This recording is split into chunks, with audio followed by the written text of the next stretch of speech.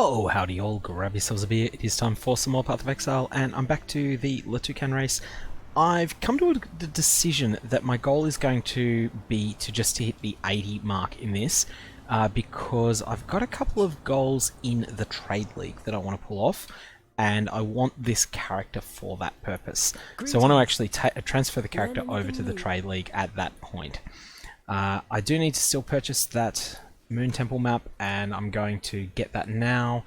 That can just go to the vendor. I don't know why I've got it. Is that actually, that's cruel with everything else sucking on it, so that can go away. I'm just looking for stuff that I can easily vendor at this point. Stuff that I may have been holding on to early in the league, thinking I may use this, and then eventually ended up not using it because who knows, the stuff may just end up being bad.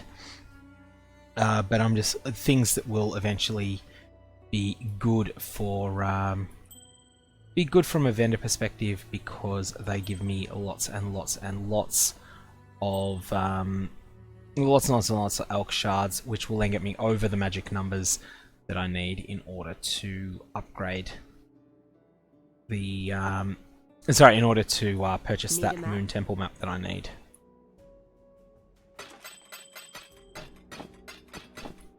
So there we go, that's 1.6 alchemy orbs there. That solves the problem that we were having in the short term, because now I can purchase that Moon Temple. However, I don't have enough to properly roll it. What I'm just going to do is transmute it. Oh, I actually rolled well, and regal it from there. And yep, that's all good. Let's run this. That'll get us 74.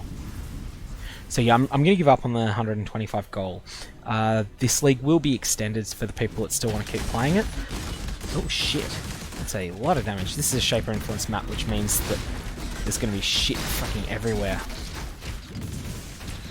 But yeah, there was a bit of excitement about the idea that I had of producing a character that is just all about shitting out as many projectiles as possible with Cast on Critical Strike. I have never played a Cast on Critical Strike build, if you'd believe that, and I'm kind of keen to try it, and I wanted it to be a Deadeye for reasons. Rather than level a new character to sort of level 85 in the Trade League, I figured I'll just use this 87 Pathfinder that I already have, and transfer them across. You can respec your Ascendancy for a bunch of Regret Orbs, which I can easily trade into.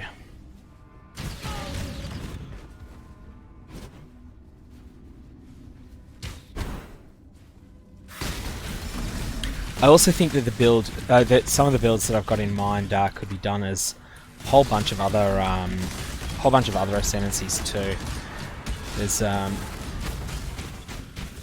There's just so, I think there's a lot of unexplored in this environment at the moment, where it's just the case that Cyclone Slayer is so good that a lot of other stuff that could be cool isn't really being explored as much as it deserves, because Cyclone Slayer just crowds it out. I want to fill in some of that exploration side of things, and hopefully there's a severe nerf to the Cyclone Slayer at some point that leaves it viable, but that stops it being the best build in the game, well, to the extent that something like 50% of players are playing it, which is not a healthy environment.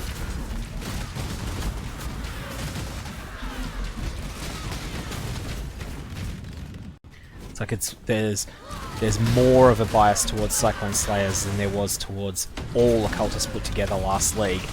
And Occultist was actually severely broken last league, and Trickster as well. Eternity Shroud Trickster though is still pretty fucking insane at the moment. No one's really playing it, and I'm not sure why. Because it's not like it got bad.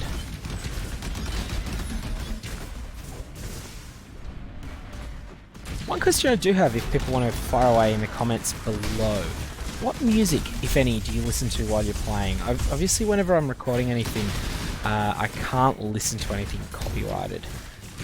So that's something I have to keep really mindful of. I'll often be blasting Nightwish when I'm playing and not recording.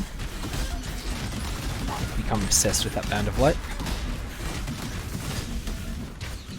Even sing them at karaoke. Okay, let's get the boss going. Is this actually... Yeah, this must be a Shaper Stronghold as well.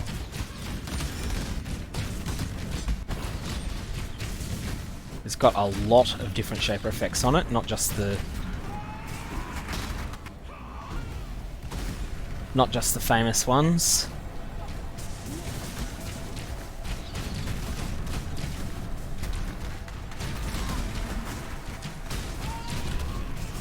Get out of that thing. Multiple projectiles is really scary on this boss, not because of Cerbit himself, but because of that stupid thing, that stupid moon orb. Gotta hide out of the way for a bit, get back to full life.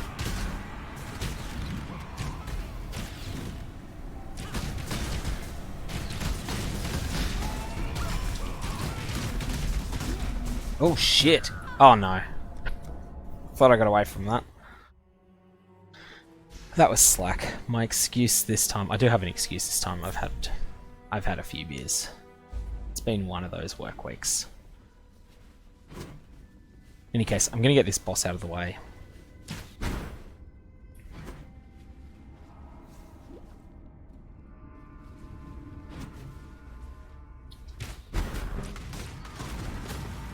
Spent the whole week at work on quality assurance, which is really boring. Nothing interesting at all. Well, shit, get out of that.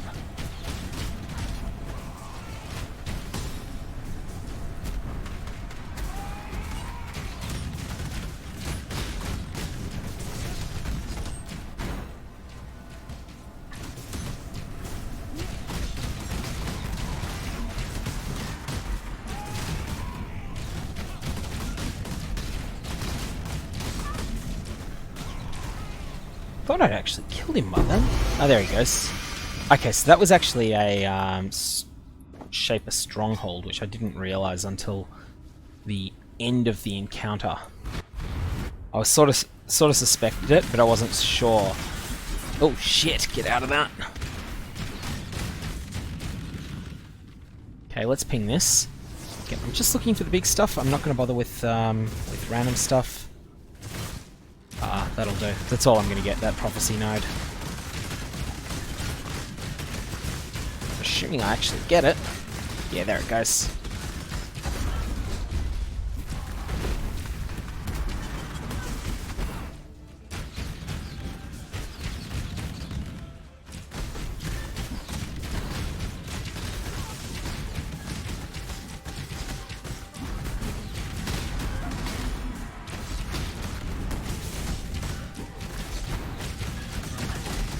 Holy shit, that hits hard. The stupid engineer's orb. Useless item except for that challenge. Barely worth using even on a... Oh, what the fuck was that? That's one I'll have to look at the video of. In any case, that was not particularly good. I'll go around the other way and I'll get to them that way. Whoa, shit! So much damage!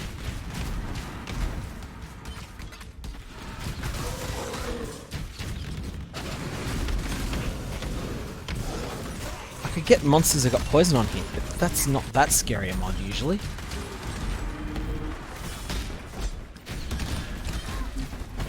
I think some of the changes that they made to Shaper monsters I'm underestimating because they used to be so easy. Now they have so many hit points.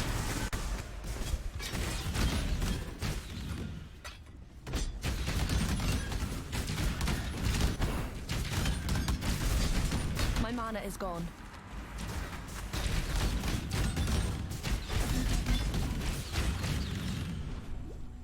In any case, that's all That's that quadrant done. Now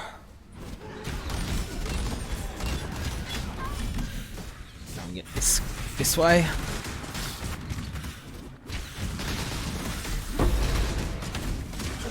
Oh, I'm starting to get some elks back. Those have been a real difficulty this league. Which is funny because normally alchemy orbs are something I have so many of. I think that... Oh, why are you telling me to talk to you? Plenty of energy. Ah, because we're full.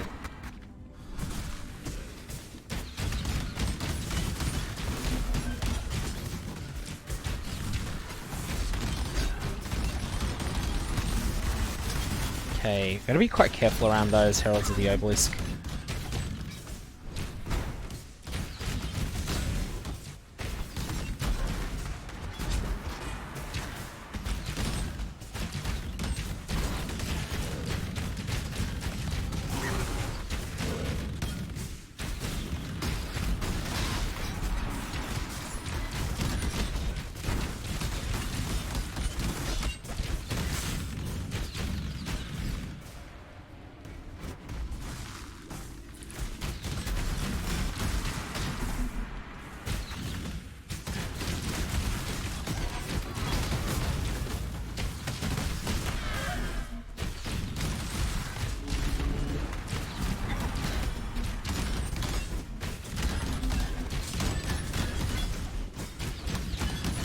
So, I was saying something about how the various Shaper monsters, Shaper stronghold monsters, are much more dangerous than they used to be, and they're very easy to underestimate as a consequence.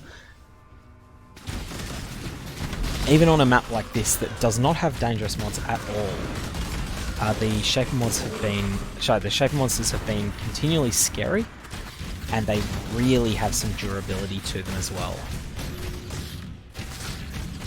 They're very much worth engaging and very worth killing, but they are also very dangerous.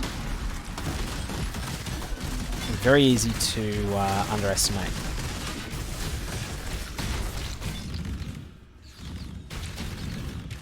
Alright, so that I'm already capped, yeah, before touching that. That's fine, I did know that. Packed with energy. Packed with energy. Packed with energy. So those void anomalies that appear there, when you hit them, they now summon a whole bunch of Shaper monsters that seem to have like maybe 4 times the hit points of a normal rare.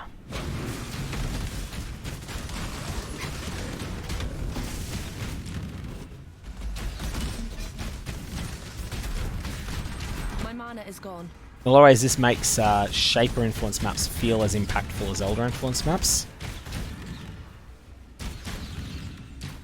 I should do a video at some point on manipulating influence, the how, the why, what you get out of it, how you do it.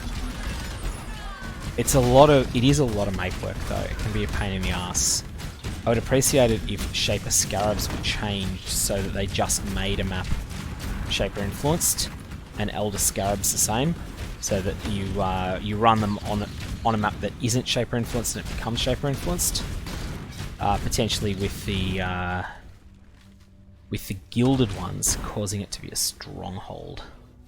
I'd have to really give some thought to that because it's potentially dangerous, but like it could be a huge source of extra loot. But I'd have to think about it extensively. That's interesting. That's one of the prophecy chains. Oh, that's a tier 10. Nice. Actually, the one that I think Nico is on. What is it, Zana? One of the masters is on that one. Nico. Oh well, I don't need Nico at the moment. Any case, unfortunate about the death in there, but we're now at 74. Greetings. Vendor. That's actually disappointing. I'm just thinking. I'm gonna go Farewell. as far as to chrome this to get rid of it being a chromatic item. Because I think, yeah, that was worth it. I mean, it wouldn't normally be worth it because it's a bunch of messing around. But I think that was the right decision to make there. No, I don't want to be putting maps in here, do I? Okay, so we're at 74 at this point. If we can hit a temple, then we'll get Zana. That'll probably hit us to 76. I'm going to think, do I have anything connected to the temple? No, I don't. Anything indirectly connected? No. So Racecourse and Dungeon both trend upwards there. Let's have a look and see if we own 3 of either. Dungeon, no. Racecourse, yes. So we may just have a Dunes here, which is one that we need. Exile. Dunes, excellent. And in terms of other 7s that we need, we're missing 2. We're missing Arena and Overgrown Shrine. Let's have a look where they are. So Arena connects to Ancient City, and Overgrown Shrine to Waste Pool. So Ancient City, Waste Pool at 6. Eek, not good. Need a map.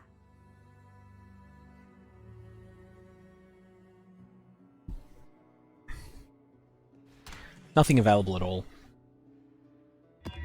I'm going to run this. Before people sort of ascertained that the correct way to deal with the, the game theoretically optimal way to deal with the Legion mechanic was the Glacier map. The Dunes map was a very popular early choice. And then I think people eventually ascertained that the vast majority of players that you got better results out of running the lower tier maps. Not because you got more per Legion encounter, but because you would get a larger percentage of the maximum possible loot for each Legion encounter, because you'd actually succeed in breaking everything out, and you would also get more Legion encounters per hour, and those differences added up to more than the difference in value amongst the Legions.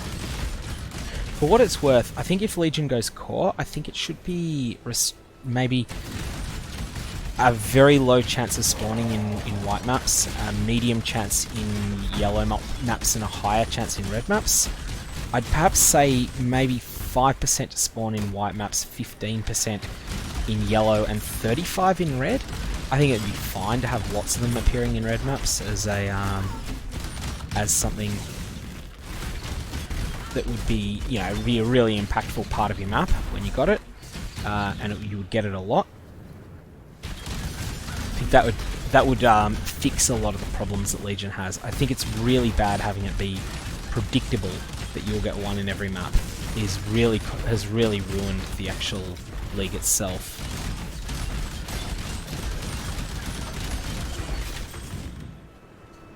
Alternately, they could have it be, say, 2%, 6%, and 12% to appear, but when it appears, you get 3 Legions in the map. That'd be another way of doing it that would really address a lot of the issues with predictability and targetability. And by virtue of having 3 of them in the map, some of the issues with Glacier just would break completely.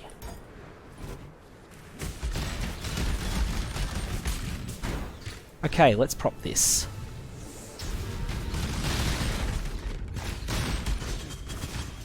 Just looking around at the various things that are available in the Legion. Doesn't seem to be much at all. We've got a unique, I'll take it. No, I'm not going to succeed in taking it. Oh well. Unfortunate, but that's how it goes. If I'd gone that way first, I would have got it, but that's the same as Synthesis had the RNG, or the sort of veiled randomness around which way you chose to move at the start and whether you had issues with decay or not. This has the same issue with whether you go the right way or not. Determines whether or not you get any loot. I think the thing it does better than Synthesis, though, is that Synthesis also, you lost out on XP when you picked the wrong direction. Whereas in this league, at least you still get your XP. Yeah, I don't really care about a tier 2, you know that? Alright, now at this point, I think it's just the boss left. And, like, and his friends.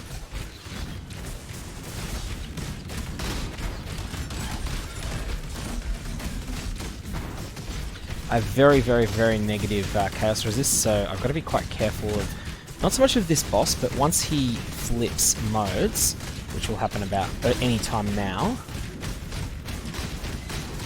Unless he decides not to.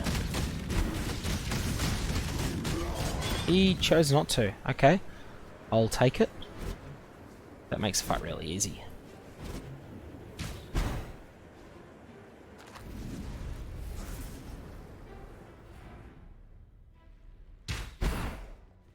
Hello?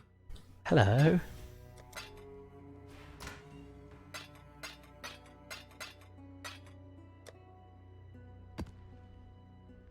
Now at this point there are no maps that we own that we haven't done. There's 7 we've got, yeah, as we said, Overgrown Shrine and Arena. We're just going to have to wait until we get connected maps. What do 3 pit maps become? Are they going to become something either way? So they're going to be a lighthouse. Maybe if we're unlucky they'll go the other way. But if they go to a lighthouse, I'll take that. I'm quite happy with that. Hello? Hello.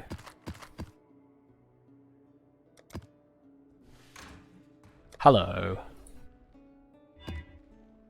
Minus max life, can't be stunned. Can't regen sucks, but I've just clicked in the map.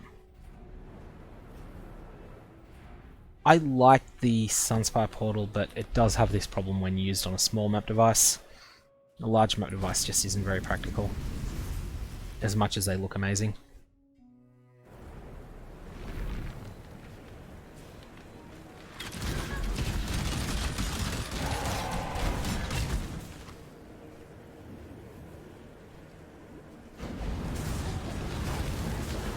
Oh, there we go, because sitting at 0 mana and not realizing it. 0 regen maps, you just have to take them seriously. It's one of those mods that transforms how you play in a way that requires a bit of thought, but also can be quite frustrating if you can't adjust to it. One thing you have to do is not use your movements, not spam your movement skills the way that you normally would. Of course, all of this changes if you have sources, if you have major sources of mana leech. Mana leech doesn't care.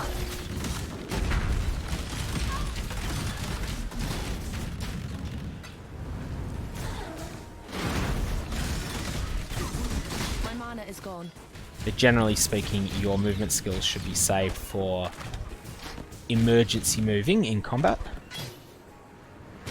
And just for periods where it's just intolerably long runs.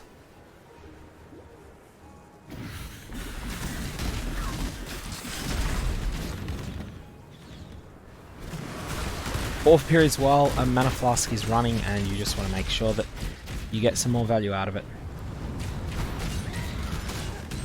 One thing you can always do is portal out for mana in these zones, unless you have the famine mod.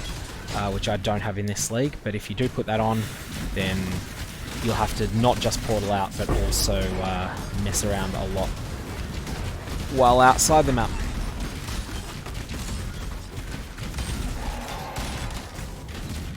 I don't feel like messing around, seems like fun, so that's why I've never run a famine mod, and I don't really intend to.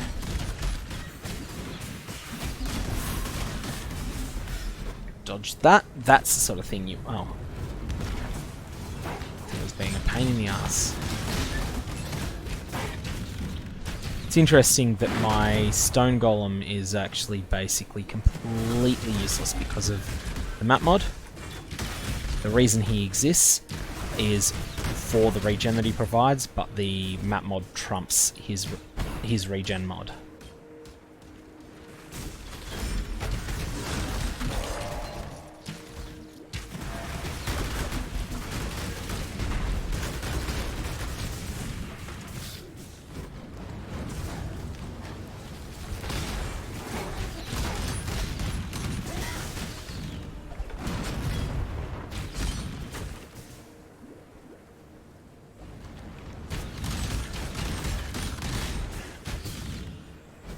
I'm really liking this Celestial Rain of Arrows. I'll be sad when I stop using it because I'm not expecting to use Rain of Arrows in the long term on this character.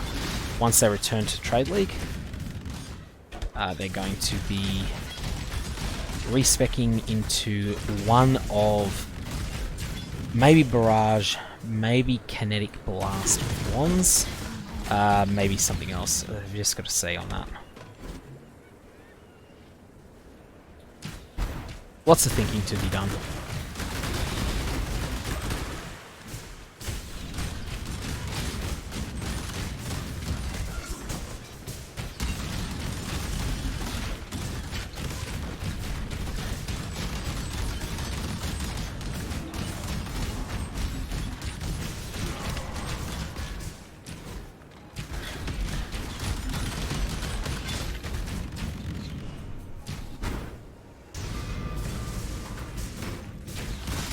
My mana is gone. Alright, that's a chest open. That's all I'm gonna get, so...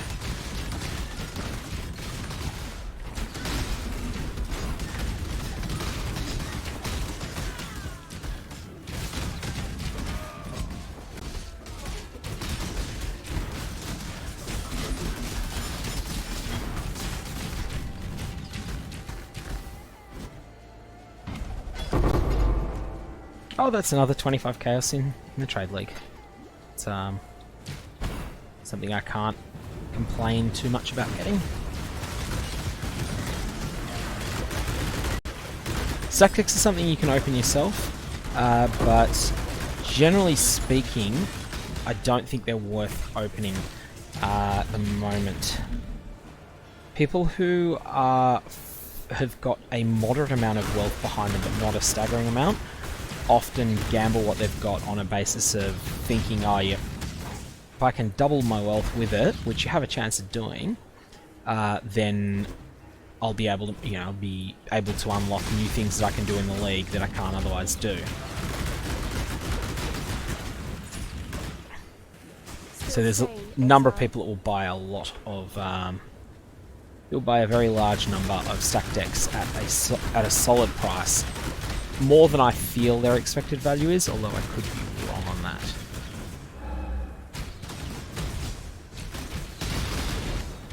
For what it's worth, stack decks do bias towards rarer divination cards, but not staggeringly strongly.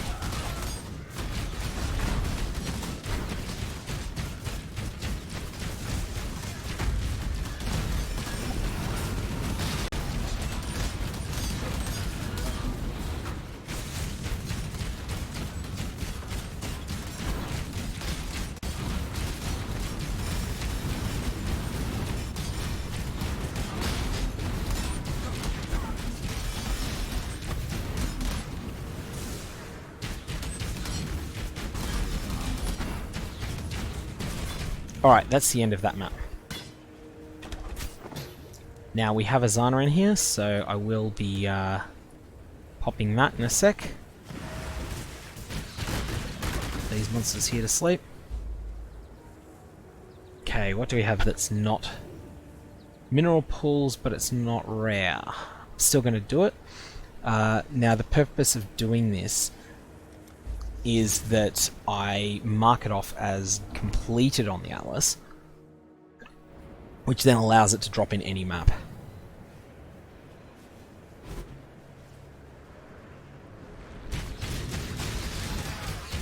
Monster damage is a nasty roll on this map, or on any map. It's not a brutal roll when it's on its own, but it is a powerful mod, and it means that I've just got to be conscious that this is not a trivial map, yikes, especially when I've only got one entry into it.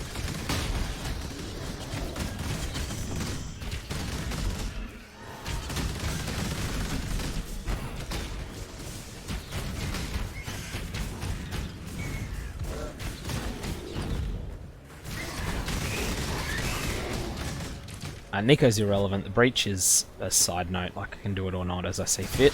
There'll be two of them, I think. Yeah, the area contains 2 additional breaches in the map mods.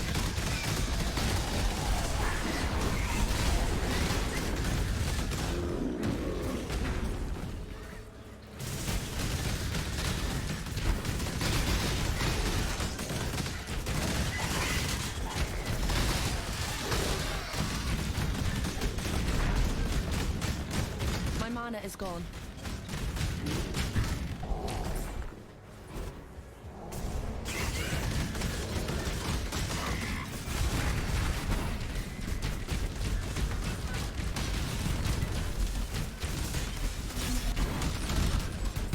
Is that proximity shield and allies can't die?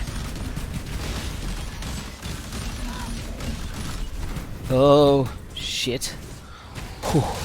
Okay, that monster is not getting engaged. That was an absolutely brutal combination there. In any case, let's just pop this off and see what we've got. We've got a... oh shit, these are hitting harder than I had hoped. Let's run the fuck away from that. It's an Esh Breach, which is absolutely useless to engage, because the damage that... Esh monsters do a lot of damage, and there's basically no reward for them. At the moment, Esh Breach Stones are just so oversupplied in Legion League that no one really cares about Esh Breach Splinters.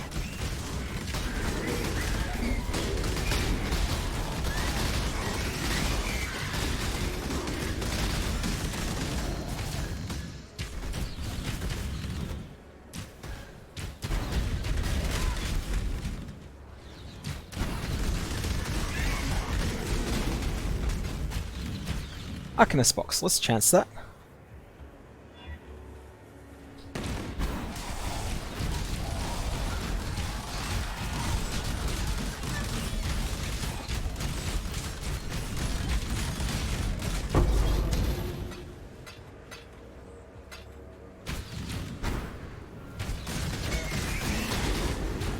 Let's just pop that. I'm not going to actually engage it unless it's a... no, even if it's a Chayula, I don't want to engage it. I just want to get the fuck out of here.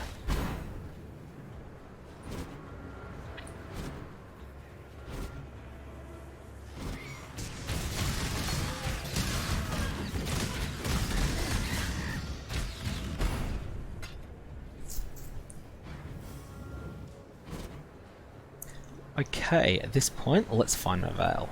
It's not my Veil anymore, is it? It's Shock and Horror, that's right. Shock and Horror. Do not want to engage that Essence monster if I can avoid it, because it's just so defensively strong that it's just going to be a pain in the ass to fight, and too much risk of dying for virtually no reward. Now, okay, dying is not a huge penalty, it's 15 minutes, and as I said, I'm going to be transferring out of the league before going for 125 anyway, but still, I've had enough deaths as it is.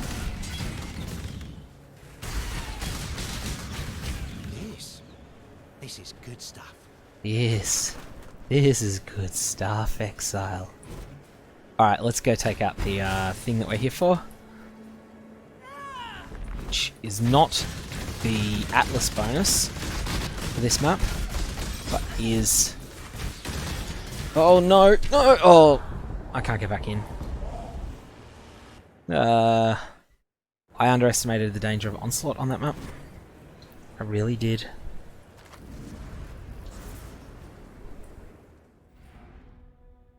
I'm underestimating a lot of these maps at the moment, aren't I? Seems to be a little bit of a pattern. In any case, make a few deposits, and then we shall work out what we're going to do next. Actually, at this point, I'm going to stop the recording, and I'm going to work on something else on another video.